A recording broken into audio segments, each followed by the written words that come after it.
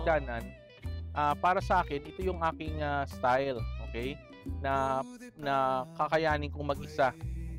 Kailangan ko ng railing. So, ang gagawin ko is, first step ko yan, kapit sa railing, up, ganyan.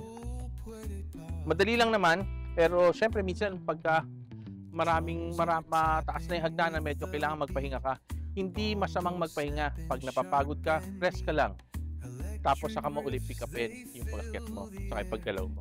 Ayan, huwag ka lang aakyat doon sa Kamuning, doon sa Mount Kamuning.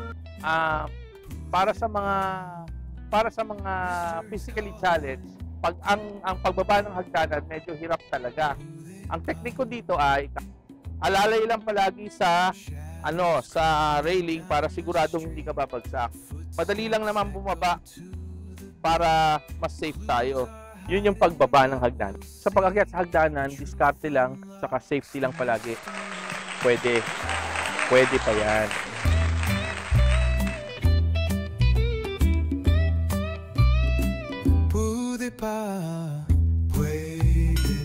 Pero kung talagang hindi nyo kayang maghagdanan na may railing man o wala, meron naman talagang mas madaling paraan.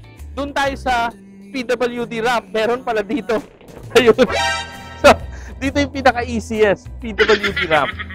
Okay? For anything else, for more pwede pa content, please like and share our page.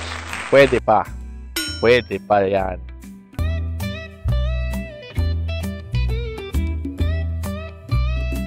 Pude pa